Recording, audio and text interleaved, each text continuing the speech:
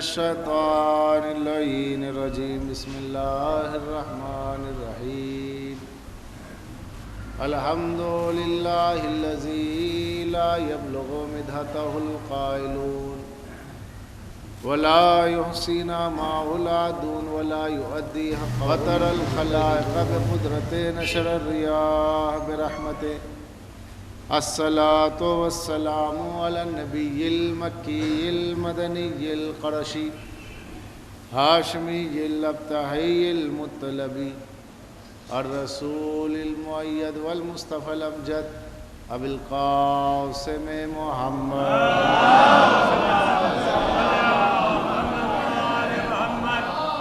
الصلاة والسلام على أهل بيت الطيبين الطاهرين المعصومين المظلومين المنتجبين الذين عزب الله عنهم الرسال البيت ويطهرهم تطهيرا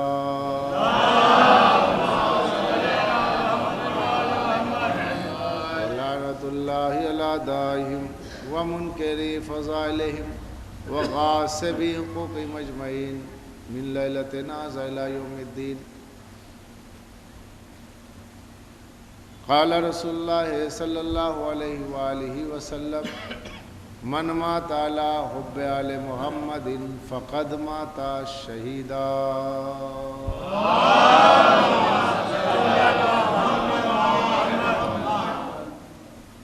موالیان حیدر کرہ رضاداران سلطان کربلا، میں نے جس حدیث مبارکہ کو پڑھنے کا شرف حاصل کیا اس مجلس سے ایصال ثواب کے لیے، اتنی مشہور و معروف حدیث ہے کہ محتاج ترجمہ بھی نہیں ہے، لیکن ضابطے کی تکمیل اور حصول برکت کے لیے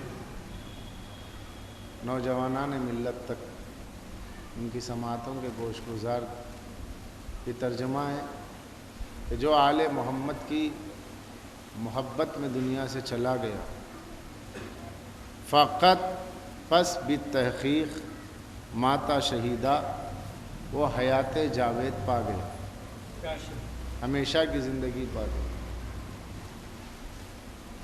یہ اس حدیث پر آپ نے بارہا سنا ہے اور خوب سنا ہے، بارہا اس موضوع پہ پڑھا گیا ہے۔ اس مجلس ایصال ثواب کا جو سرنامہ میں نے اس حدیث کو قرار دیا، تو ظاہر ہے اب جو میں پڑھوں گا تو کیا پڑھوں، لیکن کوشش یہ کہ اس مشہور حدیث سے وہ نکات آپ تک پہنچائے جائیں جو شاید نہیں ہوں۔ آغاز من سے ہے، من ماتا، یہ من اکثر و بیشتر آپ کے پیش نظر رہتا ہے، جیسے من ماتا لم یعرف امام زمانہ فقد ماتا میتۃ الجاہلیہ، اس میں آپ لفظ من ملاحظہ فرماتے۔ اور ایک من تو وہ ہے کہ جو ہر شیعہ کے من میں رہتا ہے، وہ من کنتو مولا، اب اس کے معنی ہوئے جس کا میں مولا۔ من ماتا لم یعرف، جو دنیا سے گزر گیا اور عرفان آل محمد حاصل نہ ہو، اسی طریقے سے من ماتا علی حب آل محمد، جو آل محمد کی محبت میں دنیا سے چلا جائے۔ اب اس جو میں کوئی استثناء نہیں ہے، یہ جو ہے من، اس من کے ساتھ کوئی قاعدہ استثناء نہیں ہے کہ کچھ کو مستثنیٰ کیا گیا ہو، کہ جو مر جائے شرط ہے آل محمد میں مرنے کی، آل محمد کی محبت میں دنیا سے جانے کی شرط ہے۔ اگر محبت کی بنیاد پر دنیا سے گیا ہے، ان کی محبت میں گیا ہے، تو وہاں اللہ نے کوئی شرط رکھی نہیں سوائے محبت کے، یعنی محبت ہی مدار نجات، محبت ہی نجات کا بھرم، محبت ہی نسبت مستحکم حیات جاوید۔ اگر درمیان میں یہ محبت نہ ہو تو کچھ بھی نہیں۔ پس جو دنیا سے چلا جائے اس کی موت اگر وہ آل محمد کی محبت میں ہے تو وہ زندہ جاوید ہے۔ یہ اس میں ایک اور بات ہے، فقط اس فقط کی فا میں بھی آپ دیکھیے تو غدیر کی خوشبو آتی ہے، جیسے من کن تو مولا فا ہاذا، یہاں جو فا ہے من ماتا میں بھی فقط کی فا دیکھیے۔ اس فا کا فائدہ کیا ہے؟ عربی زبان کی فصاحت و بلاغت کی معراج یہ ہے کہ یہ حرف بھی معنی رکھتا ہے۔ دنیا کی کسی زبان کو شاید یہ امتیازی خصوصیت حاصل نہ ہو جو لسانی خصوصیت عربی کی ہے۔ اردو میں حرف کے کوئی معنی نہیں، الف کا اردو میں کوئی معنی نہیں، بے کا کوئی معنی نہیں ہے جب تک کہ الف اور بے نہ مل جائے۔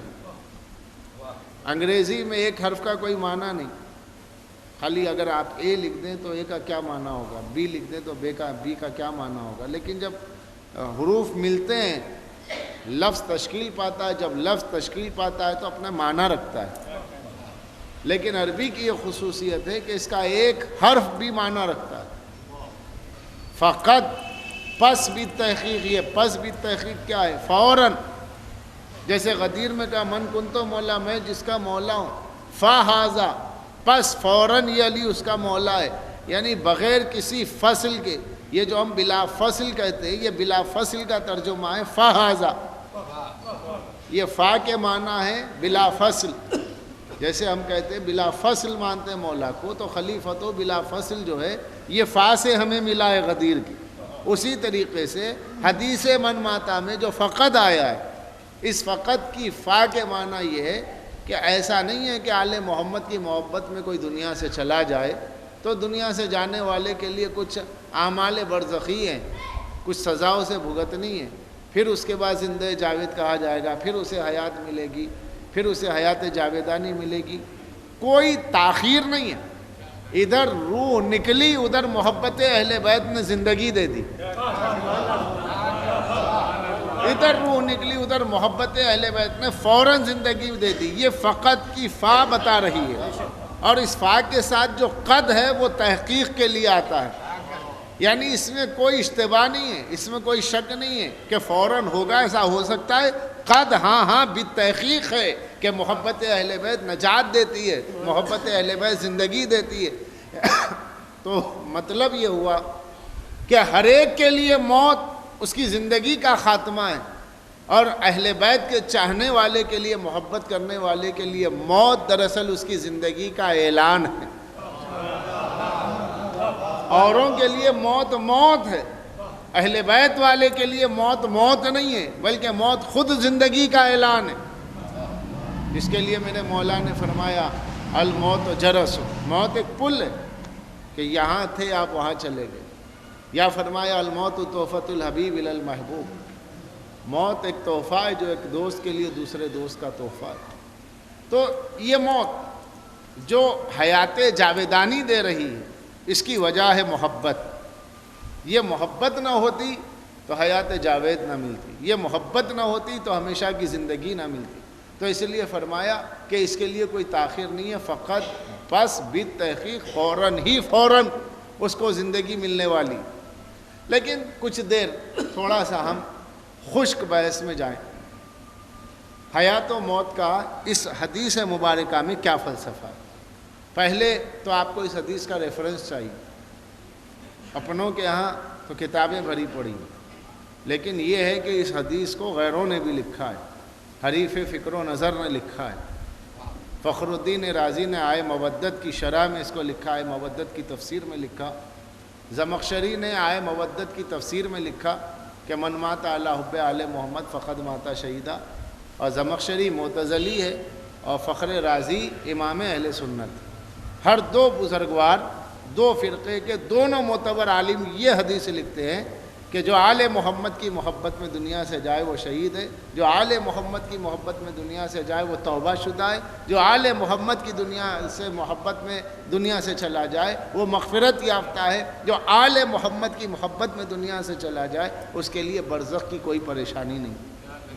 یہ حدیثیں اغیار نے لکھی، اور یہ حدیث اتنی اسناد کے ساتھ صحیح واقع ہوئی ہے کہ جس کو جلال الدین سیوطی نے مکمل ایک رسالہ ہی عنوان پہ لکھا جس کا نام ہے احیاء المیت۔ یہ دارالعلوم دیوبند سے شائع ہوا تھا رسالہ، احیاء المیت کے نام سے علامہ جلال الدین سیوطی جو 9ویں صدی ہجری کے عالم، انہوں نے اس حدیث کی اسناد پر پوری کتاب لکھ دی اور یہ بتایا کہ یہ جو حدیث ہے ہمارے یہاں صحیح السند ہے۔ اب کہنے کا مقصد یہ ہے کہ نجات اگر ہے تو صرف محبت اہل بیت پر، اگر کسی اور کی محبت پر نجات کا امکان بھی ہوتا تو لوگ موقع کھوتے نہیں۔ جیسے حدیث مدینہ ہے تو وہاں موقع لوگوں کو نظر آیا کہ دروازہ ہے تو کھڑکی بھی لگوا دی جائے، نہ جانے کیا کیا کچھ کر دیا۔ اسی طریقے سے ہر حدیث میں آپ دیکھتے ہیں کہیں نہ کہیں کچھ نہ کچھ اضافے کیے جاتے۔ یہ واحد حدیث ہے، حدیث منماتا، اس میں غیر کا شمولیت کا کوئی تصور نہیں ہے۔ کہا کہ نجات تو بس ان کی محبت پر ہے۔ کیوں ان کی محبت پر ہے؟ کیونکہ ان کی محبت رسول کی محبت ہے۔ رسول نے منیت کے اظہار کے ذریعے یہ فرما دیا کہ یہ میرا جز ہے، یہ جزو لا ینفک ہے، ایسا جز ہے کہ جس کے بغیر میرا کوئی تصور نہیں ہے سمجھنے کا، میری معرفت کا تصور نہیں ہے، یہ میرا ایسا جز ہے۔ علی و منی وانا منو، علی مجھ سے میں علی سے، یہ منیت ہے۔ حسین و منی وانا منو، حسین مجھ سے میں حسین سے، یہ منیت ہے۔ یہ وہ منیت ہے کہ تعارف رسالت کے لیے راوی کو کتابوں کو بعد میں دیکھیے گا، اگر خود رسول سے پوچھے کہ یا رسول اللہ آپ کی سیرت کس سے لیں، آپ کے شمائل کس سے سمجھیں، آپ کے فضائل کس سے سمجھیں، آپ کا معیار سیرت کیا ہے، آپ کا معیار نبوت کیا ہے، آپ کی عظمتوں اور رفتوں فضل و کمال کا جود و نوال کی کسوٹی کیا ہے، تو رسول اپنا تعارف دے رہے ہیں کہ میرے تعارف کا نام حسین ہے، میرے تعارف کا نام علی ہے۔ یہ ایسے ہے کہ ان کے بغیر میری رسالت کا تصور نہیں ہے، علی کے بغیر میری سیرت النبی کا تصور نہیں ہے۔ اس لیے اب آپ دیکھ لیجئے گا کہ سیرت النبی کے 2 ورق بغیر مولا علی کے لکھے نہیں گئے، اس لیے کہ ذوالعشیرہ سے لے کر تدفین رسول تک اگر مسلسل کوئی نبی کے ساتھ ہے تو علی ہے، اور اگر علی کو درمیان سے ہٹا دیجئے تو سیرت النبی نامکمل نظر آتی ہے۔ صلوات پڑھ دے محمد۔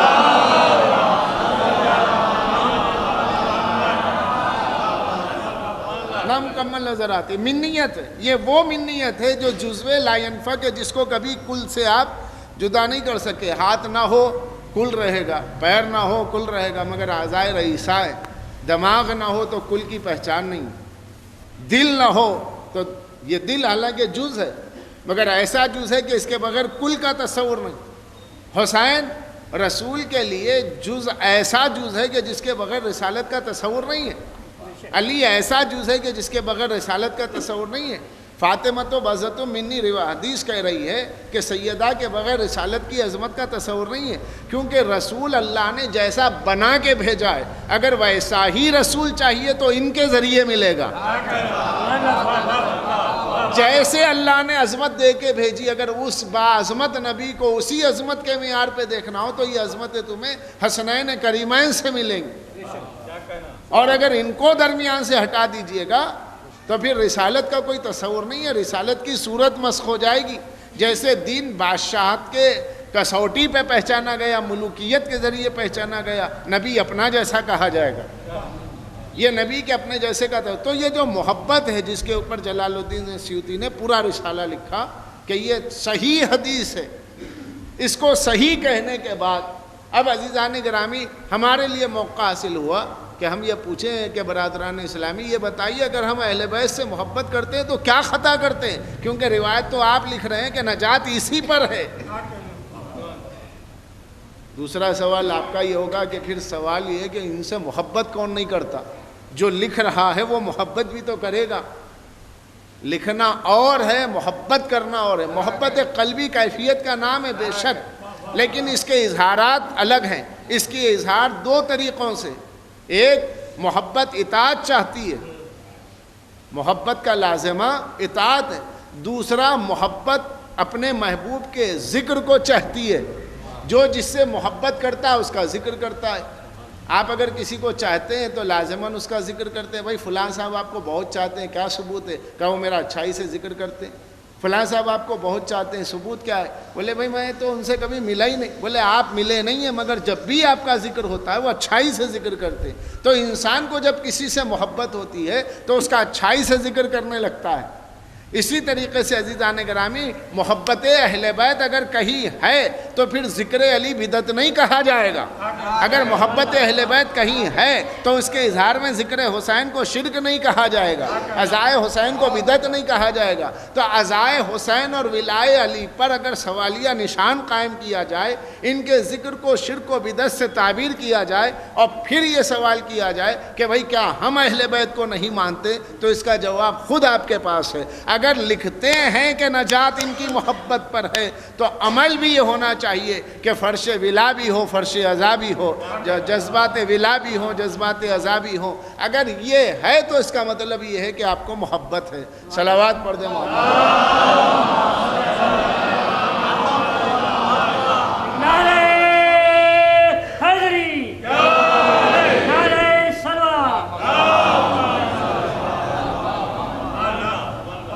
اسی میں ایک چیز ہے اطاعت.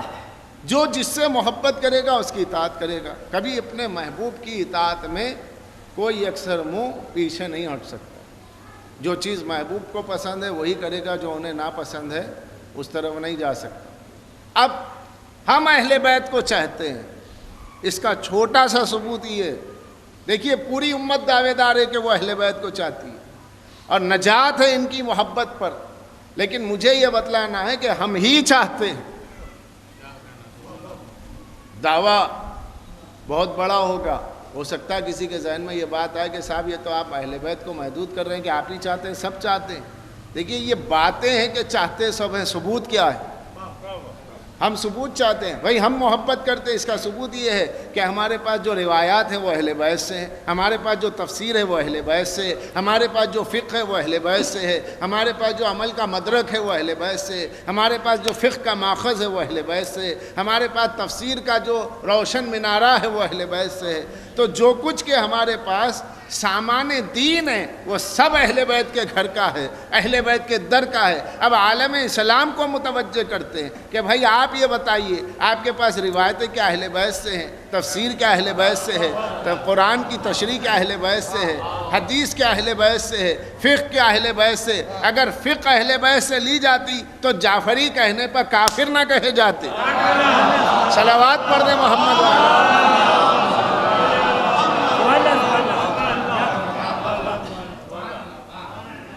یہ امت مسلمہ کے تمام فرق اور مکاتب فکر کا یہ کہنا کہ بھئی ہم بھی مانتے, یہ کیا بات ہوئی کہ یہی مانتے ہم نہیں مانتے, تو اس کا ثبوت بھی تو ہونا چاہیے.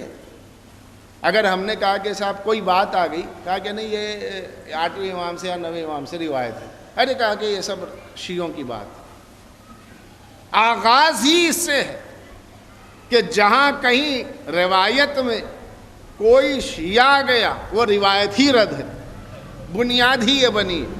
اور شیعہ کی جو تعریف کی ہے علامہ ذہبی نے میزان الاعتدال رجال کی معتبر کتاب, کیونکہ ریکارڈ ہو رہا ہے شاید کوئی برادر اسلامی تک پہنچ جائے بات, تو میں اس کے لیے عرض کر رہا ہوں کہ آپ یہ غور کیجئے گا کہ شیعہ کی تعریف کے سلسلے میں علامہ ذہبی نے میزان الاعتدال میں ابان ابن تغلب کے ذیل میں یہ لکھا ہے, اور یہ کتاب مارکیٹ میں اویلیبل ہے, آپ کو آسانی سے مل جائے گی.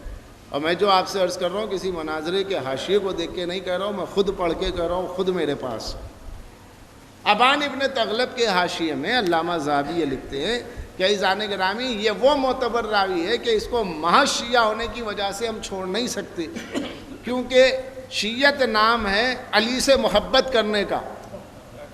علی سے جس نے محبت کا اظہار کیا وہ شیعہ ہے, اور اس میں جس نے علی کو صحابہ سے افضل قرار دیا وہ غالی شیعہ ہے, وہاں کی تعریف بتا رہا ہوں.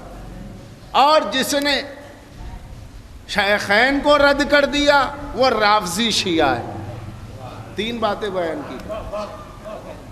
رافضی شیعہ وہ ہے جس نے شیخین کو رد کیا, غالی شیعہ وہ ہے جس نے علی کو سب سے افضل مانا بعد رسول, اور صرف شیعہ وہ ہے جس نے ان سے محبت کا اظہار کیا. کیوں؟ اتنے اصحاب میں ایک صحابی سے خاص محبت کا اظہار کرنا یہی شیعت ہے. یہ علامہ ذہبی نے ابان ابن تغلب کے حاشیے میں رجال میں لکھا, پہلی جلد ہے, ابتدائی صفحات ہے یا 9ویں یا 10ویں صفحے پر یہ موجود ہے.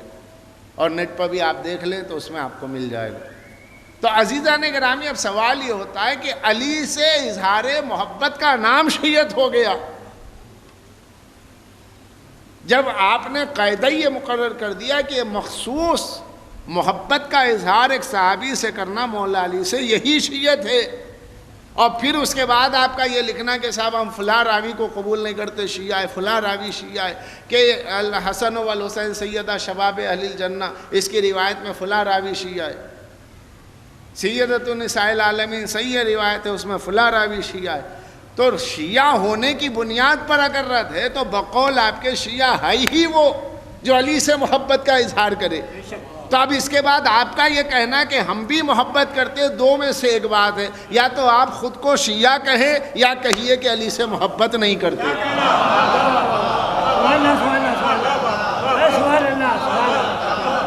اگر علی سے محبت ہے تو پھر یہ نہ کہیے کہ ہم یہ نہیں کہتے، ہم تو کہتے ہیں کہ ہمارا مولا، اس کے فضائل لامحدود ہیں، ہم کوئی ٹھیکہ نہیں لیے ہوئے، اجارہ داری نہیں کر رہے ہیں کہ ہم ہی چاہتے ہیں، ہم تو چاہتے ہیں کہ آپ بھی آگے بڑھیں۔ یہ جذبہ محبت کی مسابقت میں ایسے اظہارات ہوں، ہم کہتے ہیں کہ ہم یوں مانتے ہیں، آپ آگے بڑھ کے کہیں ہم آپ سے زیادہ مانتے ہیں، اس کا یہ ثبوت ہے۔ ہم کہتے ہیں ہم فرش عزا بچھاتے ہیں، آپ آگے بڑھ کے کہیں کہ نہیں بھائی آپ سے زیادہ ہم عزاداری کرتے ہیں۔ آپ اہل بیت کے فضائل پڑھتے ہیں، آپ سے زیادہ ہم پڑھتے ہیں۔ آپ اہل بیت کے دشمنوں سے گریز کرتے ہیں، آپ سے زیادہ اہل بیت کے دشمنوں کو ہم نہیں مانتے۔ تب تو یہ بات محبت کی لڑائی ہے۔ اور اگر دعوی محبت ہے ذکر علی پسند نہیں، دعوی محبت ہے غم حسین پسند نہیں، دعوی محبت ہے حدیث اہل بیت پسند نہیں، دعوی محبت ہے غدیر کا ذکر پسند نہیں، دعوی محبت ہے مگر ثقلین پسند نہیں ہے، اور ہے تو بس شیخین پسند ہے، تو عزیزان گرامی اس کو محبت اہل بیت نہیں کہتے۔ چونکہ روایت یہ ہے کہ جو آل محمد کی محبت پہ دنیا سے گیا، اس کے لیے زندہ جاوید ہے، اس کے لیے نجات ہے، وہ اس کے لیے جو ہے فقط ماتا شہیدہ ہے۔ تو یقیناً یہ وہی ہوگا جس کی نماز اہل بیت کے مطابق ہو، جس کا روزہ اہل بیت کی تعلیم کے مطابق ہو، جس کی اذان اہل بیت کی تعلیم کے مطابق ہو، کیونکہ ثقلین کو رسول چھوڑ کے گئے ہیں، قرآن اور اہل بیت کو نجات ان کی محبت پر ہے۔ تو اب زندگی کا پورا قانون، بندگی کا پورا قانون اگر اہل بیت کی تعلیم پر ہے تو علی والا ہے، حسین والا ہے، ورنہ اہل بیت والا نہیں ہے۔ صلوات پڑھ دیں۔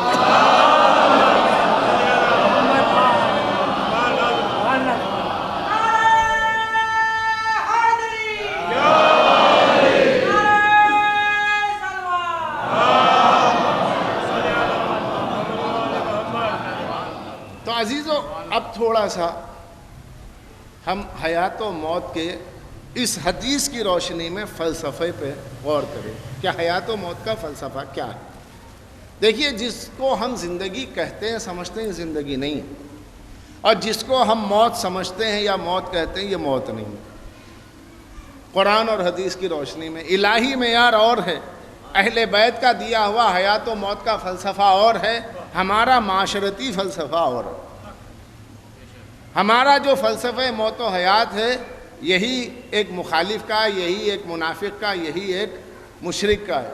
وہ بھی سمجھتا ہے زندگی نام ہے دل کے دھڑکنے کا، زندگی نام ہے نفس کے چلنے کا، زندگی نام ہے حواس خمسہ کے کام کرنے کا، زندگی نام ہے انسان کے چلنے پھرنے کا۔ اگر یہ ہے تو زندگی ہے، ورنہ نبض ساکت ہو گئی، نبض رک گئی تو موت ہے، آنکھیں پتھرا گئی تو موت ہے، دل کی دھڑکن بند ہو گئی تو موت ہے، حواس خمسہ نے کام نہیں کیا، حواس خمسہ معطل ہو گئی تو موت ہے۔ تو یہ جو تصور ہے موت آپ کے پاس ہے، یہی غیر کے پاس ہے۔ یہ جو تصور ہے زندگی آپ کے پاس ہے، یہی غیر کے پاس ہے۔ تو جب آپ اہل بیت کے ماننے والے ہیں، قرآن اور اہل بیت کے ثقلین کے ماننے والے ہیں، تو آپ کے پاس حیات اور موت کا وہ فلسفہ ہونا چاہیے جو کسی اور کے پاس نہ ہو۔ آپ توحید کو، اللہ کو ایسے مانتے ہیں ایسا کوئی نہیں مانتا۔ نہ آپ جسم مانتے ہیں اللہ کو، نہ جسم کی طرح مشابہ مانتے ہیں۔ عالم اسلام کے دو بڑے فرقے ہیں، ایک اشعریہ ہے جو خدا کو جسم نہیں مانتا، جسم کی طرح مانتا ہے، انہیں مشبہہ کہا گیا۔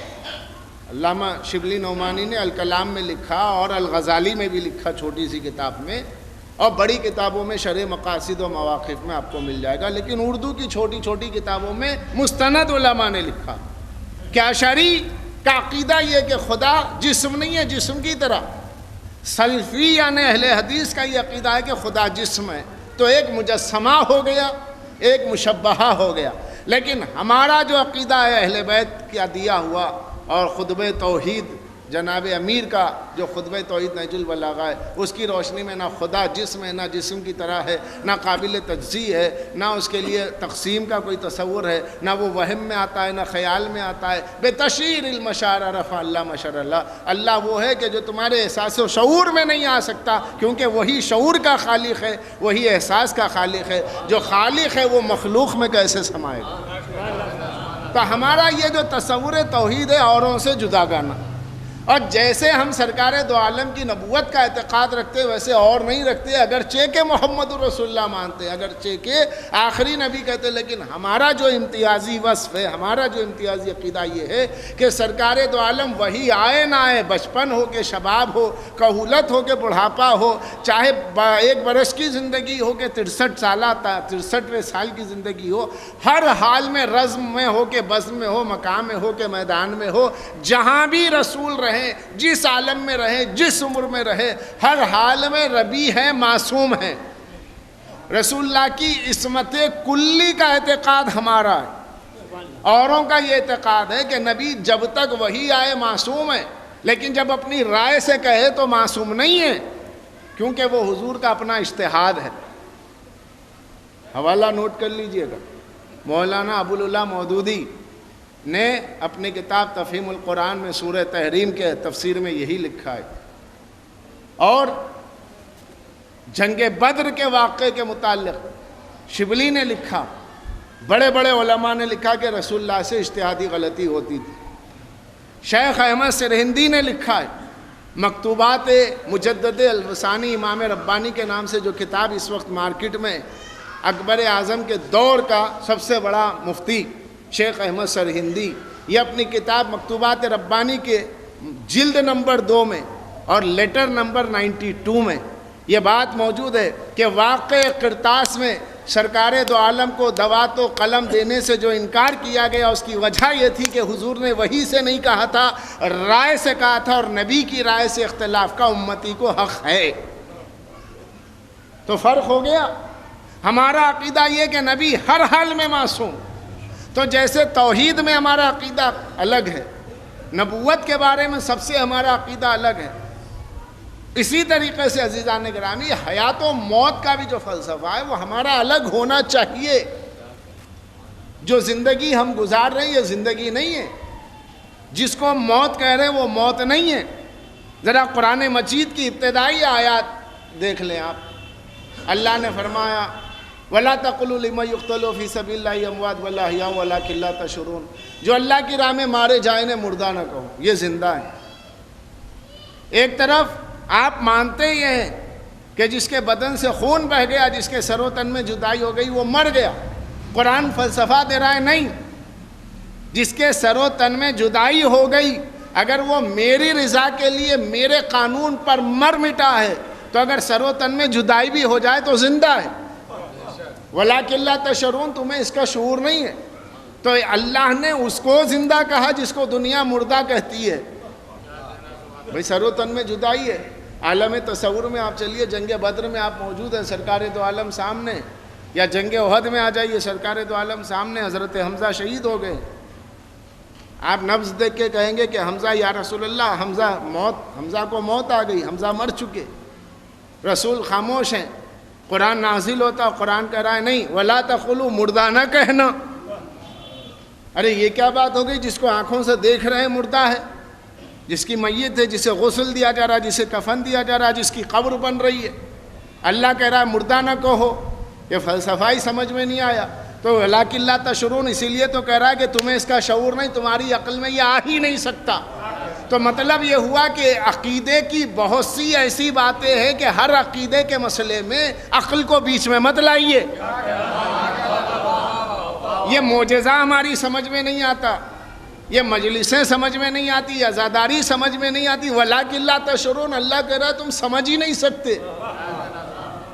تو اعتقاد یہ رکھنا ہے قرآن کے مطابق کہ سر و تن میں جدائی ہو جائے تب بھی یہ زندہ، لیکن ابتدائی آیات پہ غور کیجئے جہاں قرآن نے کہا سمن بکمن عمیون فہم لا یرجعون، یہ اندھے ہیں، بہرے ہیں، گونگے ہیں، یہ ہدایت کی طرف لوٹ کے آنے والے نہیں۔ اب پوری تاریخ دیکھ لیجئے، سیرت النبی یا ماشاءاللہ اہل دانش و بینش کا مجمع ہے، میں تو بچوں کے لیے جوانوں کے لیے پڑھ رہا ہوں۔ پوری سیرت النبی دیکھ لیجئے گا، نبی کا کوئی دشمن اندھا نہیں ہے، نبی کا کوئی دشمن بہرا نہیں ہے، نبی کا کوئی دشمن گونگا نہیں، مگر قرآن کا فلسفہ بڑا عجیب ہے کہ قرآن کہہ رہا ہے یہ اندھے بہرے گونگے، تو جسے اندھا کہا ہے تو اس کو نمایاں طور پہ اندھا ہونا چاہیے نا، مشہور ہونا چاہیے، کوئی گونگا ہو، مشہور ہو کہ قرآن پہچنوا رہا، جسے قرآن پہچنوائے وہ گمنام شخصیت نہیں ہوگی، جسے قرآن پہچنوائے وہ غیر معروف شخصیت نہیں ہوگی، مگر قرآن کہہ رہا ہے یہ اندھے ہیں، بہرے گونگے ہیں۔ ابو جہل بولتا تھا، ابو لہب سنتا تھا، امیہ ابن خلف چلتا پھرتا تھا، اندھے بہرے گونگے کا مسئلہ کیا ہے؟ کیا مطلب ہوا؟ اللہ نے انہیں اندھا بہرا گونگا کہا، اور وہاں میدان جنگ میں جو مارا جا رہا ہے، جہاد میں، احد میں، بدر میں، اللہ اسے زندہ کہہ رہا ہے۔ قرآن کا فلسفہ سمجھنے کی کوشش کیجئے کہ قرآن کسے زندہ کہہ رہا ہے، کسے مردہ کہہ رہا ہے، قرآن کسے اندھا کہہ رہا ہے، کسے بینا کہہ رہا ہے، قرآن کسے گونگا کہہ رہا ہے، کسے گویا کہہ رہا ہے، قرآن کسے شنوا کہہ رہا ہے، کسے بہرا کہہ رہا ہے۔ صلوات پڑھ دے محمد۔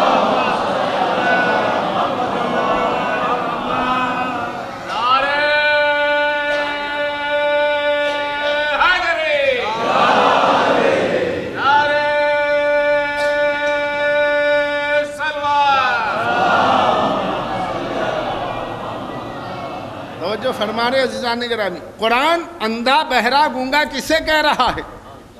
پوری سیرت النبی میں جتنی کتابیں، سب سے پہلی کتاب علامہ محمد ابن اسحاق کی دنیا میں سب سے پہلی کتاب سیرت النبی پر، سیرت ابن اسحاق، اس میں بھی نہیں ملا۔ اس کے شاگرد نے سیرت ابن ہشام لکھی، اس میں بھی نہیں ملا۔ طبقات ابن سعد میں نہیں ملا۔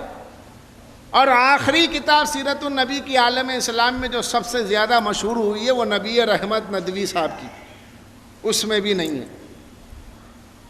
ہمارے یہاں جتنی کتابیں ہیں سیرت النبی پر، اس میں بھی نہیں ہے۔ اب قرآن کہہ رہا ہے یا رسول یہ تمہارے جو دشمن ہیں، یہ اندھے بہرے گونگے، یہ ہدایت کی طرف آنے والے نہیں ہیں۔ اچھا، آرج بھی کہہ سکتا ہے، آور بھی کہہ سکتا ہے، آور کے معنی کانا، آرج کے معنی لنگڑا۔ تو سمن بکمن عمیون صرف 3 باتیں کیوں؟ آگے بھی تو بڑھ جا۔ یہ سمن بکمن عمیون کہنے کا مقصد کیا ہے؟ اندھے بہرے گونگے۔ تو جو اندھا بہرا گونگا ہے، کوئی ایسا بھی ہوگا کہ جو کانا ہے، کوئی ایسا بھی ہے کہ جو لنگڑا ہے، مگر قرآن صرف یہ کہہ رہا ہے یہ اندھے بہرے گونگے۔ یعنی معلوم یہ ہوا کہ جب کبھی برائیاں پھیلتی ہے تو اس کی جڑ، جو اس کی خباثت ہوتی ہے، وہ 3 کے عدد سے شروع ہوتی ہے، اس لیے سمن بکمن عمیون کہہ رہا ہے۔ اندھے ہیں، بہرے، گونگے، بتلا رہا ہے قرآن۔ اب عزیزان گرامی، جب پوری سیرت النبی سے ثابت ہے کہ نبی کا کوئی دشمن اندھا نہیں، کوئی دشمن گونگا نہیں، بہرا نہیں، تو قرآن نے کسے اندھا کہا، بہرا کہا، گونگا کہا؟ اس کا مطلب یہ ہوا ہر وہ شے جو نظر آ جائے وہ دیکھنا نہیں ہے، ہر وہ چیز جو آپ بولتے ہیں بولنا نہیں ہے، ہر وہ بات جو آپ سن لے سننا نہیں ہے۔ سننے کا بھی معیار ہے، بولنے کا بھی معیار ہے، دیکھنے کا بھی معیار ہے۔ اگر معیار کے مطابق دیکھا ہے، وہ معیار مطابق نبوت ہو، وہ معیار مطابق قانون الہی ہو، وہ معیار مطابق حق ہو۔ اگر حق کے معیار پر دیکھا تو اندھے نہیں ہیں، حق کے معیار پر بول رہے ہیں تو گونگے نہیں ہیں، حق کے معیار پر سن رہے ہیں تو بہرے نہیں ہیں۔ اگر حق کے خلاف دیکھ رہے ہو تو اندھے ہو، حق کے خلاف بول رہے ہو تو گونگے ہو، حق کے خلاف سن رہے ہو تو بہرے ہو۔ لیکن عزیزان گرامی، سب سے بڑی مصیبت اس عالم اسلام کی ٹریجڈی یہ ہے کہ حق 2 حرفی لفظ ہے، مگر یہ اتنا وزنی لفظ ہے کہ اس کے سمجھنے میں صدیاں گزر گئیں۔ خود حق کیا ہے؟ حق کا معیار ہے نا، حق کے مطابق دیکھنا، حق کے مطابق سننا اور حق کے مطابق بولنا۔ اگر یہ ہے تو سمجھیے کہ اس کی زندگی ہے، ورنہ پوری زندگی باطل پہ دیکھتے رہا، باطل کو سنتا رہا، باطل کی حمایت کرتا رہا، تو وہ زندگی اللہ کی نظر میں زندگی نہیں ہے۔ اللہ کی نظر میں زندگی وہ ہے جو اس کے منشا کے مطابق جی جائے۔ تو اب جس نے مصطفیٰ کے جمال مبارک سے اپنے رخ کو پھیر لیا، اللہ اسے اندھا کہہ رہا۔ جو نبی کی گفتگو پسند نہیں کرتا، قرآن اسے بہرا کہہ رہا ہے کہ سب کچھ سنتا ہے، میرے نبی کا کلام نہیں سنتا۔ سب کچھ دیکھنا چاہتا ہے، میرے نبی کی صورت دیکھنا نہیں چاہتا، تو قرآن اسے اندھا بہرا کہہ رہا ہے۔ اب نبی دنیا سے جا رہے ہیں، مگر حق کو تو صبح قیامت تک رہنا ہے، قرآن کو صبح قیامت تک رہنا ہے، دین کو صبح قیامت تک رہنا ہے، اسلام کو صبح قیامت تک رہنا ہے۔ تو اب صبح قیامت تک کا بعد نبی معیار کیا ہوگا؟ تو رسول اسلام نے معیار دے کے فرمایا الحق مع علی و علی مع الحق۔ صلوات پڑھ دے محمد۔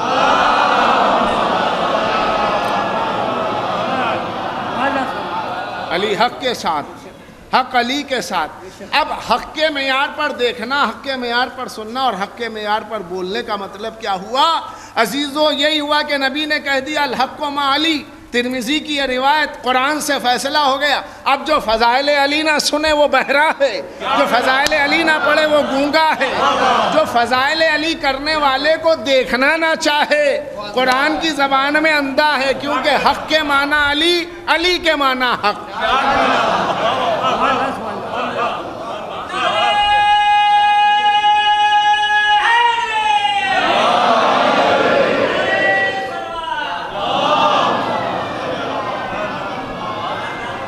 اگر اس معیار پر ہے تو پھر اس کی زندگی زندگی ہے، کیونکہ زندگی کا عنوان اب بندگی بن چکا ہے۔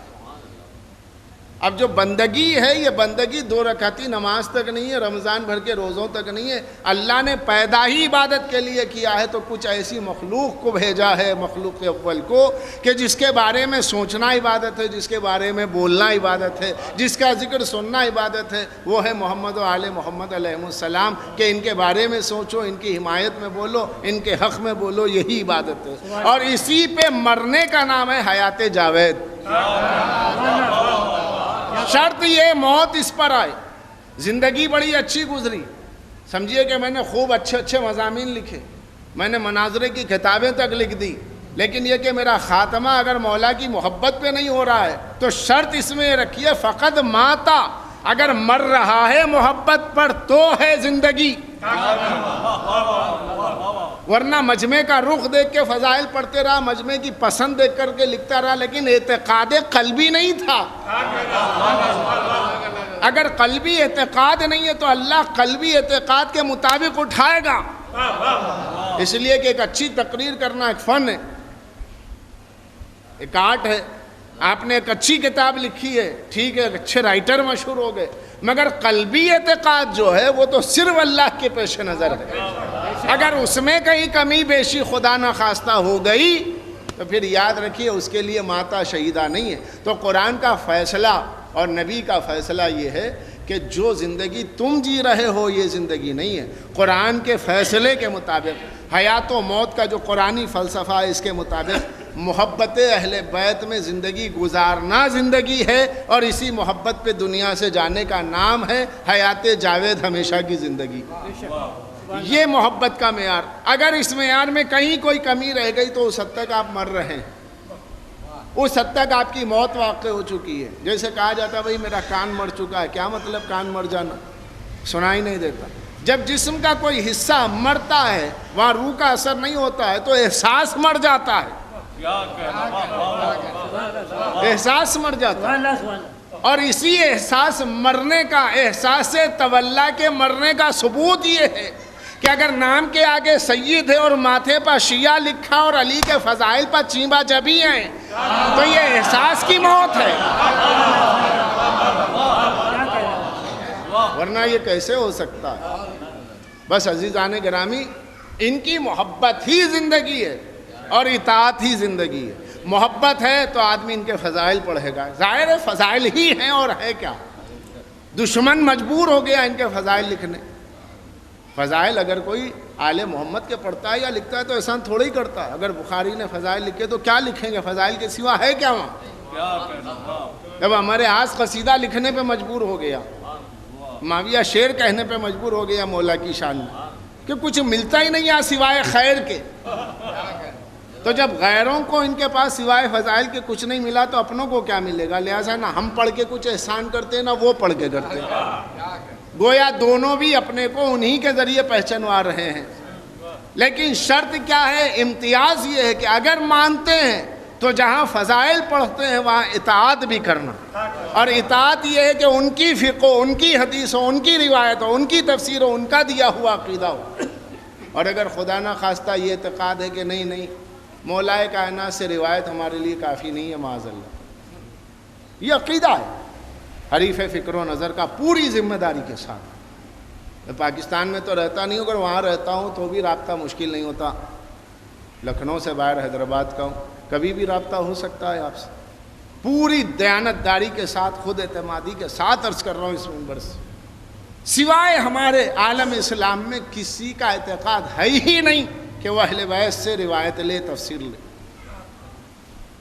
ثبوت ہے اس کا۔ امام اہل سنت شاہ ولی اللہ محدث دہلوی اتنے بڑے عالم، عبقری شخصیت کہے جاتے ہیں کہ تمام مکاتب فکر مسلمانوں کے سواد اعظم ان کو اپنا امام مانتا ہے، سلفی ہوں، مقلد ہوں، غیر مقلد، سب۔ یہ اپنی کتاب قرۃ العینین فی تفضیل الشیخین کے فصل اول میں لکھتے ہیں، جس کا ذکر میں نے اپنی کتاب اہل بیت اور اہل سنت میں پوری فارسی عبارت کے ترجمے کے ساتھ پیش کیا۔ اس میں انہوں نے صاف طور پہ لکھا ہے کہ جناب مرتضیٰ سے ہمارے پاس روایت مذہب کا، ہمارے دین کا، ہماری فقہ کا انحصار آثار مرتضیٰ پر، روایات مرتضیٰ پر نہیں ہے، اور اگر کہیں سے ایک آدھ روایت حضرت علی سے آ گئی ہے تو اس کے لیے بطور گواہ کے ہم نے دوسرے صحابی کو شریک کیا ہے، اگر وہ شامل ہے تو علی کی روایت قبول ہے، تنہا ہم علی سے روایت نہیں لیتے۔ اب اس کے بعد اگر کوئی یہ کہتا ہے ہم بھی چاہتے ہیں تو بتائیے اس میں محبت کا ثبوت کہاں ہے؟ بھائی صاف صاف کہا جا رہا ہے۔ تعجب کیا ہے شاہ ولی اللہ محدث دہلوی نے فصل اول میں کہ مجھے تو اس پہ تعجب ہے، علی مرتضیٰ نبی کے اتنے ساتھ رہتے تھے مگر ان سے بس 24-25 روایات کے سوا ہمیں روایتیں نہیں ملتی، جبکہ خیبر میں ابو ہریرہ ایمان لائے اور 5000 روایتیں ہمارے پاس۔ تو ہمیں آپ پر تعجب ہے کہ جو نبی کی آغوش میں پلا بڑھا ہے اس کے پاس سے آپ کو سوائے 25 روایتوں کے کچھ نہ ملا، اور جو سن 7 ہجری میں ایمان لایا، اسلام کا جس نے اظہار کیا، ایمان کا جس نے اظہار کیا، اس سے آپ 5000 روایتیں لے رہے ہیں۔ تو یہ تعجب آپ مولا علی پر نہ کیجئے، اپنے پر کیجئے کہ آپ کو کیسے نظر آ گیا خیبر والا مسلمان۔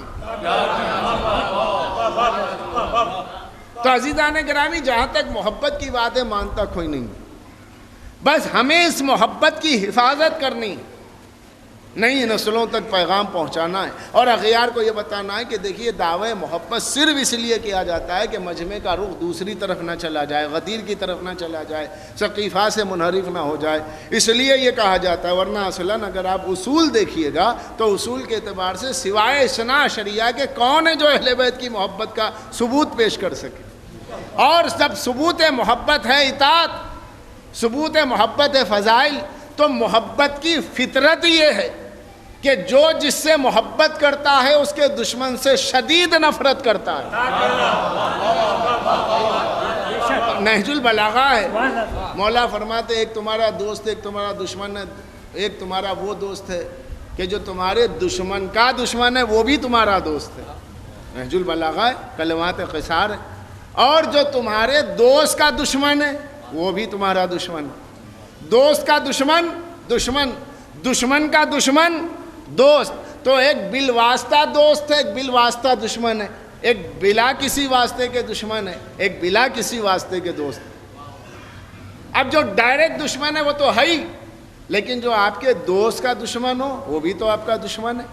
آپ کہیں گے بھائی یا تو آپ نہ ملیے یا ملنا ہو تو میرے دوست کی برائی نہ کیجیے، اس سے دشمنی چھوڑ دیجیے، نہیں یہ بھی ہمارے دوست ہے، یہ تو محبت کے خلاف ہے۔ ماحول میں دیکھ لیجئے گا، نفسیاتی تقاضے ہیں کہ اگر آپ ایک بھائی سے محبت ہے، دوستی ہے، اور سامنے دوسرے بھائی وہ ہیں کہ جو اس بھائی سے مخالفت رکھتے ہیں، تو لوگ کہتے ہیں بھائی اگر میں ان کے ساتھ نظر آیا تو ان سے بھی ملنا پڑے گا، انہیں برا دکھے گا، لہٰذا میں 2 میں سے ایک کو چنتا ہوں۔ ان کے ساتھ رہا تو ان کے ساتھ نہیں، اگر ان کے ساتھ نظر آیا تو ان کے ساتھ ناممکن ہے. تو یہ عام ماحول میں بات ہوتی ہے، یہی دینی مزاج ہے. اگر آپ کسی کو چاہتے اپنا رہبر مانتے ہیں تو اس رہبر کے دشمن کو کبھی اپنا دوست نہیں بنا سکتے. یہ محبت کی فطرت کے خلاف ہے. اگر فطرت محبت میں یہ بات پائی جائے تو عزیزان گرامی آپ اس کا نام کچھ بھی رکھ لیجیے. میرے کہنے کا مطلب یہ کہ جیسے ہم نے ایک لفظ تبرہ سنا، پیشانی پہ بل پڑے، یہ کیا بیچ میں آ گئے؟ اس لفظ کو ہٹا دیجئے، کوئی دوسرا لفظ رکھ کے بتائیے کہ جس کا مطلب یہ ہے کہ محبوب کبھی بھی اپنی محبت میں کوئی بھی اپنے محبوب کے دشمن کو برداشت نہیں کرتا، بشرطے کہ دشمن ہو. وہ دشمنی قولی نہیں عملی ہو. کیونکہ فقط ماتا شہیدہ پڑھ کے ہم خوش ہو جاتے ہیں کہ اہل بیت کی محبت پہ جو مر گیا وہ شہید ہے، جو دنیا سے چلا گیا شہید ہے. لیکن محبت کا مزاج کیا ہے؟ محبت کی فطرت کیا ہے؟ محبت کی فطرت ہے دشمن سے نفرت. جب دشمن سے نفرت ہے تو کم سے کم وہ افراد جو مولا علی کے مقابل میں تلوار لے کر آگے، کم سے کم. میں اتنا اوپر نہیں جا رہا ہوں. اگر لوگ مولا علی سے اپنی محبتوں کا اظہار کرتے ہیں، اہل بیت سے محبتوں کا اظہار کرتے ہیں، تو کم سے کم وہ افراد جو کھلے طور پہ تلوار لے کر آگے، ان کے خلاف کم سے کم لب کشائی کرنا، ان کے خلاف کم سے کم اظہار نفرت کرنا، کم سے کم وہ لفظ استعمال کرنا جو نفرت کے اظہار کا سبب بنے، یہ کم سے کم مولا سے محبت کا ثبوت ہے. اگر آپ کہتے ہیں نہیں ان سے خطا اجتہادی ہوئی ہے، تو یہ خطا اجتہادی کی تعویل کے ذریعے گویا کہنے کا مقصد یہ ہے کہ جان بوجھ کے نہیں آئے تھے، بس مدبھیڑ ہو گئی. اگر ایسے ہی ہو گیا تو بعد استحکام ملوکیت کے ہزارہا ممبروں سے جو مولا علی کی شان میں گستاخیاں کی گئی، طعن و تشریح کیا گیا، یہ کیا مدبھیڑ ہے؟ یہ کیا اتفاق ہے یا منصوبہ بندی ہے؟ جب یہ منصوبہ بندی ہے تو کم سے کم اس کے خلاف بولیے. کہنے کا مطلب یہ ہے کہ جیسے ہر خلیفہ عزیز ہے، اس کی محبت عزیز ہے، اور علی چوتھے خلیفہ ہیں تو چوتھے خلیفہ سے محبت کا اتنا ثبوت تو ہو کہ جو آپ کے چوتھے خلیفہ کو برا کہے کم سے کم اس پر تو لعنت کیجئے.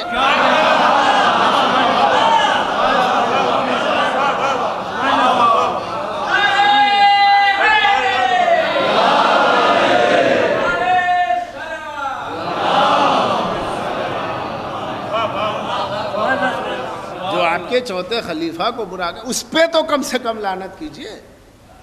اگر آپ اس کی بھی ناموس کا تحفظ کرنے چلیں تو علی کو چھوڑ دیجئے.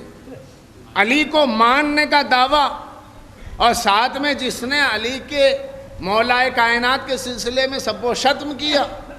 مودودی صاحب نے لکھا صحیح مسلم باب مناقب سیاہ ستہ کی دوسری کتاب ہے، لفظ سب ہے، سب گالی گالی. جب حاکم نے یہ کہا، حاکم شام نے، کہ ساتھ ممبر پہ جاؤ اور علی کو گالیاں دو، آج تک نکالا نہیں گیا اس روایت کو آپ کی محبت میں کہ چلو یہ 2 قدم آگے بڑھ رہے ہیں تو یہ نکال دیا جائے، اس کی آج کیا ضرورت ہے؟ اب تو سب بھائی بھائی ہے. کسی بھائی کو یہ منظور نہیں ہے. وہ رکھی ہوئی روایت آج بھی نیو پرنٹ میں موجود ہے. ساتھ ممبر پہ جاؤ، معاذ اللہ علی کو گالیاں دو. مگر اعجاز دیکھیے کہ باطل کا دربار ہے، ساتھ ممبر پر جاتے ہیں اور ساتھ ممبر پہ جا کر کے فضائل مولا پڑھ کر کے اترتا ہے اور یہ کہتا ہے کہ معاویہ میں چاہتا تو وہ کہہ دیتا جو تو نے کہا. مگر حق اس مظلوم کا یہ ہے کہ میں اس کے بارے میں وہ کہوں جو میں جانتا ہوں کہ حق ہے. دربار حاکم شام میں علی کو گالی دینے کے حکم کے بعد فضائل کا پڑھنا، اس کا مطلب یہی ہے کہ فرعون کے محل میں موسیٰ کی پرورش کا منظر کبھی یوں بھی نظر آتا ہے. صلوات پڑھ دیں محمد.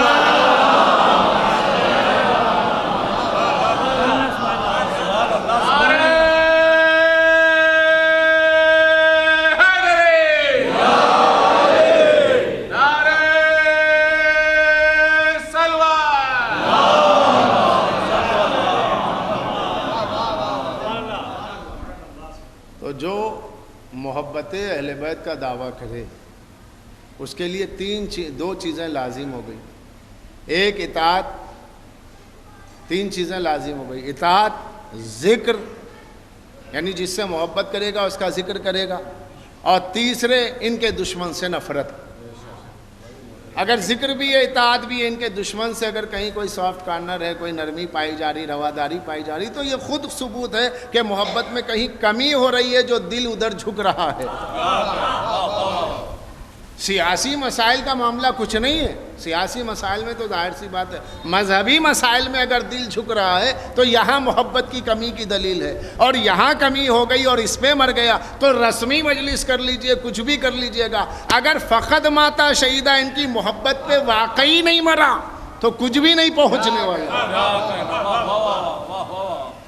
اس لیے ہمارے ہاں جو مجلسیں ہوتی ہیں، یہ مجلسیں اس بات کا اعلان ہوتی ہے اصالِ ثواب پر کہ ہم اسے ویسے کو ذکر کا ذریعے اس کی روح کو خوشنود نہیں کرتے، اسی کے لیے کرتے ہیں جو آل محمد کا چاہنے والا. اس کا ثبوت یہ، ارے صاحب فلاں مجلس میں ہم نے دیکھا تھا روتے ہوئے، فلاں جگہ ہم نے دیکھا تھا جشن پہ کیا مسکرا رہے تھے، کیا فضائل پہ خوش ہو رہے تھے. لوگ کس بات پہ انسان سے محبت کرتے ہیں؟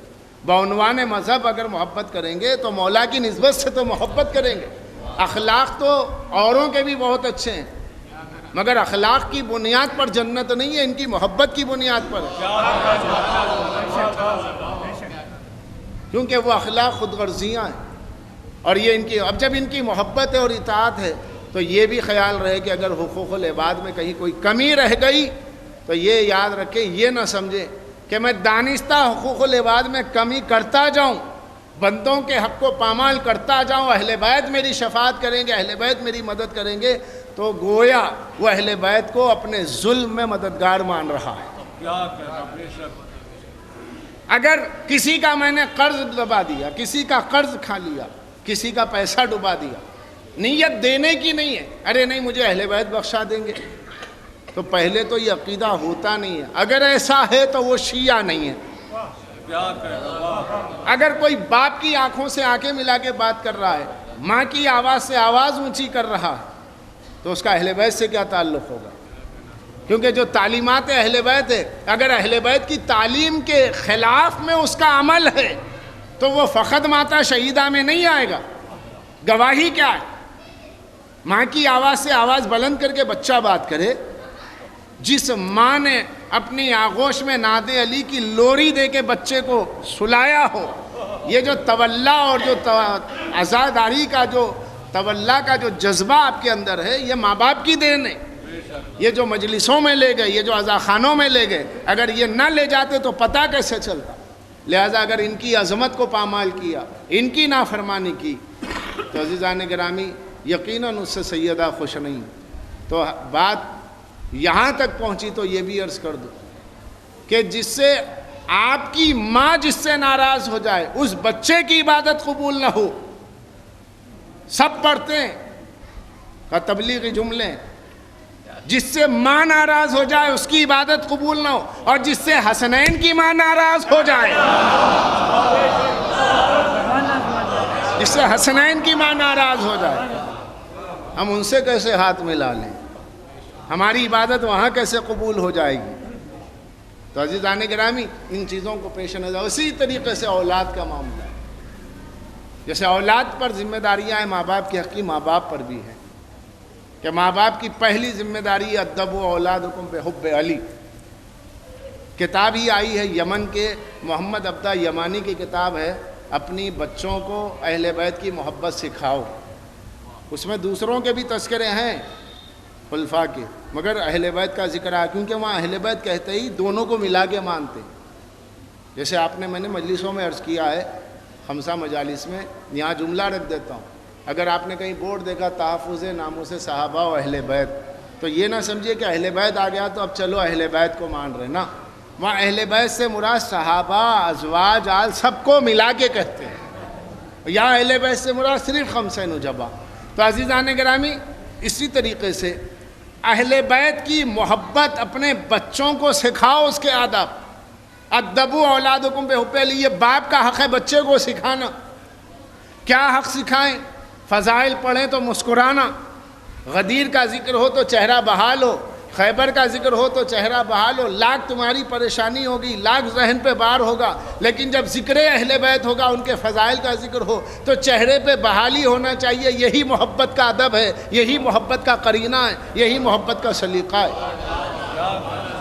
اور جب ان کے غم کا تذکرہ ہو تو آنکھوں میں نمی ہو، آواز اونچی ہو، یہ بچوں کو سکھایا جائے، کیونکہ یہی حدیث ہے، ادبوا اولادکم بحب علی۔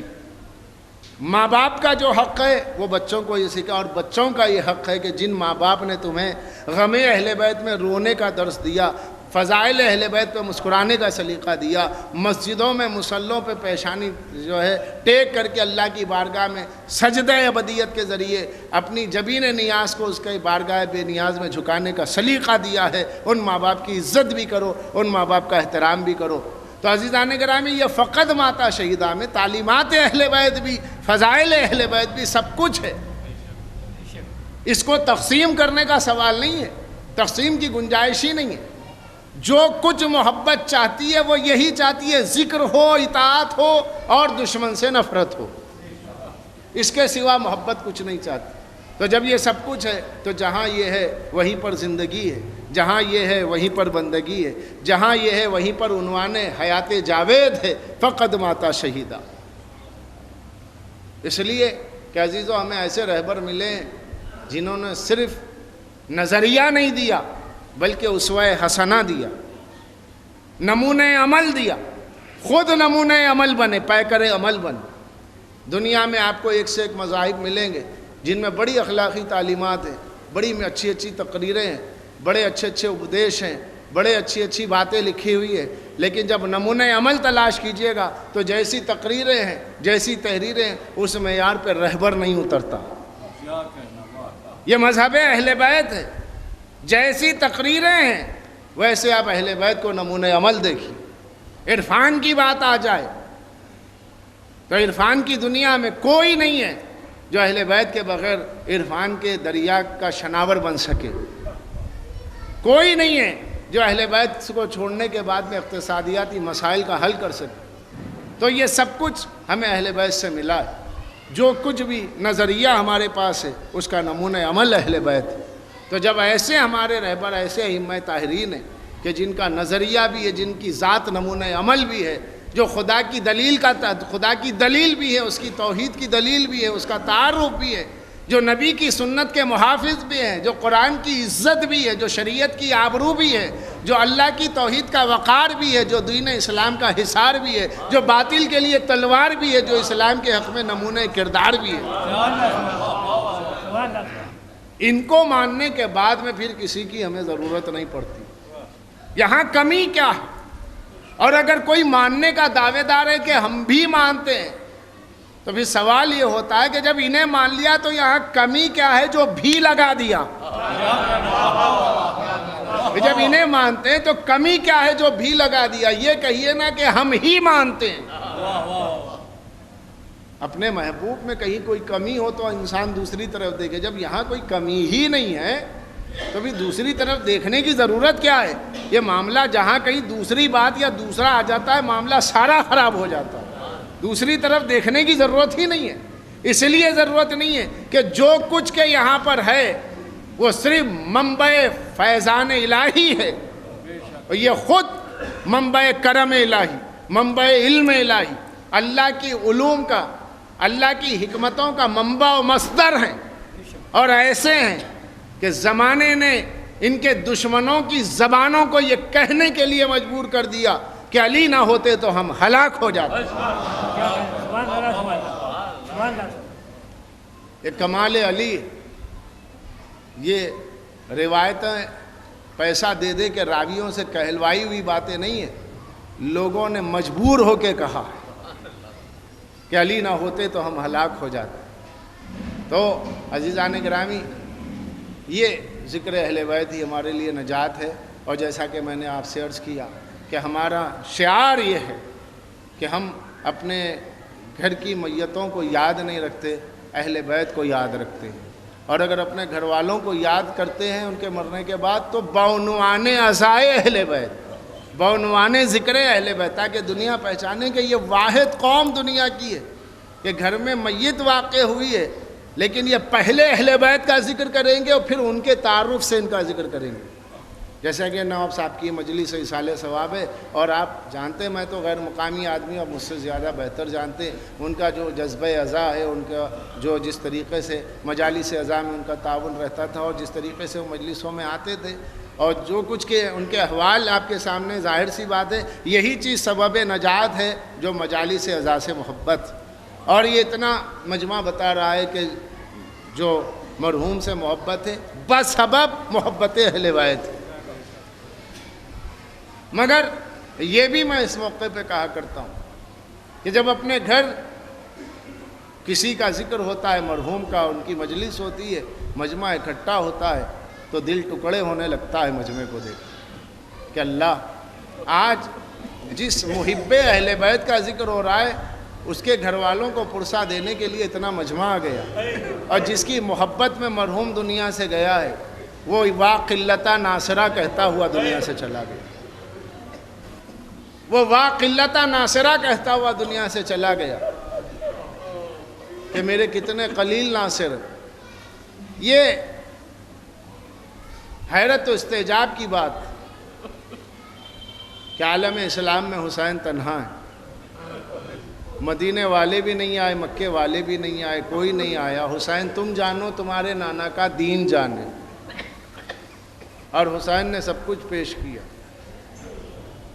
یہ قربانیاں جس کا ذکر ہوتا ہے، آپ دیکھیں کوئی اپنے گھر والوں پہ اتنا نہیں روتا، بھول جاتا ہے، مگر اہل بیت وہ ہیں کہ جب کبھی ذکر غم حسین ہو ایسا لگتا ہے ابھی کا واقعہ، یہ ابھی کا واقعہ ہے. کیونکہ جو خون کربلا کی زمین پر بہا ہے وہ رسول کا خون ہے. وہاں مردنی کا تصور نہیں ہے، حیات ہی حیات ہے، ذکر میں حیات ہے. لیکن اتنا ضرور ہے کہ مصائب پڑھتے ہوئے میں عموماً یہ کہتا ہوں کہ حسین کے کچھ اندرونی قاتل ہیں اور کچھ بیرونی قاتل. بیرونی قاتل کے کرداروں کا نام ہے شمر ملون، ہولی وغیرہ، لیکن کچھ اندرونی قاتل ہیں جن کا حسین پتہ دیتے ہیں. انا قتیل الزمان، انا قتیل العطشان، انا قتیل القربہ. یہ اندر ہیں قاتل جو وجود حسین کو احساس قربت دے رہے ہیں کہ مجھے زمان نے قتل کر دیا. انا قتیل الزمان کیا ہے؟ سورہ توبہ کی آیتیں مددگار. زمان اس پیاس کو کہتے ہیں کہ جب نگاہوں کے سامنے دھواں چھا جائے، کچھ نظر نہ آئے اور کلیجہ جلنے لگے، زبان پہ کانٹے پڑ جائیں، نظر میں اندھیرا ہو، تو اسے کہتے ہیں زمان. حسین کے لیے یہ کیفیت زمان کا موقع کب تھا؟ جب علی اکبر نے آواز دی السلام علیکہ یا ابتا، تو حسین کبھی داہنے جاتے اور کبھی بائنے جاتے. سپاہی آگے بڑھ کے کہتا کہ حسین کہاں جا رہے ہو؟ علی اکبر تو یہاں ہیں. آواز دیتے حسین اینا علی یا بنیا ان الدنیا بعدک لفاق، اے میرے لال تیرے بعد اب اس دنیا پہ خاک ہے. حسین کو نظر نہیں آ رہا تھا. یہ زمان کی کیفیت ہے، اور یہی کیفیت زمان والی، شدت پیاس والی کے نظر کے سامنے دھواں نظر آ رہا اور کچھ نہیں. یہ کیفیت شہزادی لیلا کی بھی تھی. جب شام غریباں بیبیاں خیموں سے نکل رہی تھی تو روایت میں ملتا ہے کہ شہزادی لیلا پسے خیمہ جا رہی تھی. شہزادی زینب نے آواز دی بھابی پسے خیمہ کہاں جا رہی ہو؟ درے خیمہ تو ادھر ہے. کہا زینب علی اکبر کے بعد مجھے نظر نہیں آتا. اللہ رے حسین کی بے کسی، اللہ رے لیلا کی مظلوم. انا قتیل الزمان، یہ ایک موقع. اور دوسرا موقع وہ تھا کہ جہاں پر انا قتیل الزمان حسین نے اس وقت کہا جب عباس کے بازو کٹ گئے تھے اور چلتے چلتے جب نظر نہ آیا اور پیر قدم مبارک الجھ گیا بازو شیر خدا سے، عباس کے بازو سے، اور ایک بار حسین زمین پہ آئے اور جیسے ہی زمین پہ آئے دیکھا ہاتھ لگا کر کون سی چیز ہے جو میرے پیروں سے لگ گئی، اب جو دیکھا تو عباس کا بازو ہے، عباس کے بازو کو ہاتھوں سے لگایا، نجف کا رک کر کے کہا بابا یہ وہی بازو ہے کہ جب آپ 21 رمضان کو میرے ہاتھوں میں دے کے کہہ رہے تھے کہ شبیر اب تیرے حوالے ہے، آئے عباس نہیں ہے مگر یہ عباس کے بازو ہے۔ قریب پہنچے، اپنے آپ کو گرا دیا۔ عزیزان گرامی، وہ قیامت کا مرحلہ ہے کہ جب تیر تھا، تیر کو نکالا ہے۔ اب روایت دو طرح کی ملتی ہے عزیزو، نفسیات بھی یہ کہتی ہے کہ اسد اللہ کے، اسد کے شجاعت کے پیش نظر کہ جب تک آنکھ میں تیر پیوست نہ ہو جائے کوئی بازو قلم نہیں کر سکتا۔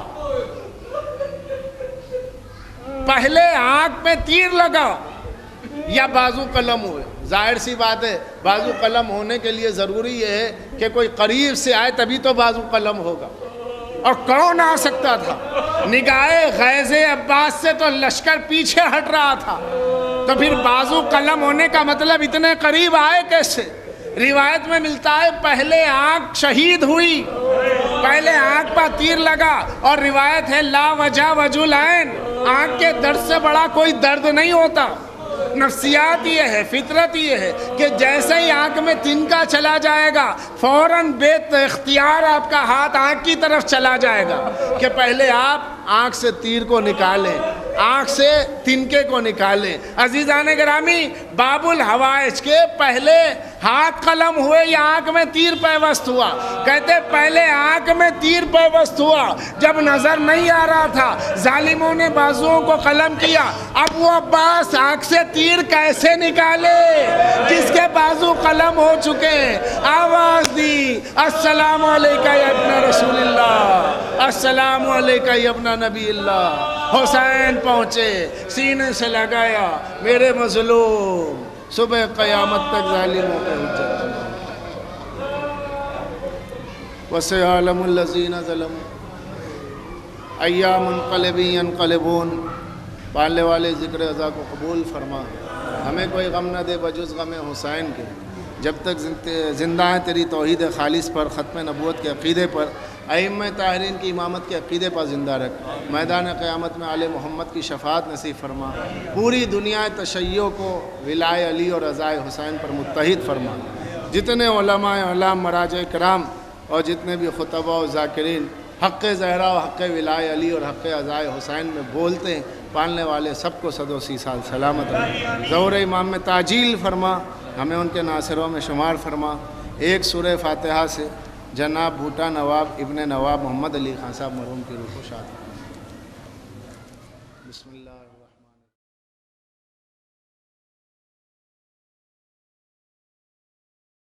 الرحیم۔ گوہر کیسٹ سینٹر اب بزازے کے علاوہ درگاہ حضرت عباس گیٹ نمبر 2 کے سامنے دینی تقاریر کے سی ڈی اور کیسٹ کے ساتھ ساتھ علم، پٹکے، ذریعہ مبارک و دینی کتب کے ساتھ ساتھ آپ کی خدمت کے لیے حاضر ہے۔ جب بھی آپ کو سوز و سلام، مرثیے، نوحے، مجالس یا دینی کتب کی ضرورت ہو تو تشریف لائیں۔ گوہر کیسٹ سینٹر درگاہ حضرت عباس گیٹ نمبر 2 کے سامنے یا پھر نزدیک امام باڑہ ناظم صاحب، وکٹوریہ اسٹریٹ، لکھنؤ۔ ہمارا موبائل نمبر ہے 9335223290۔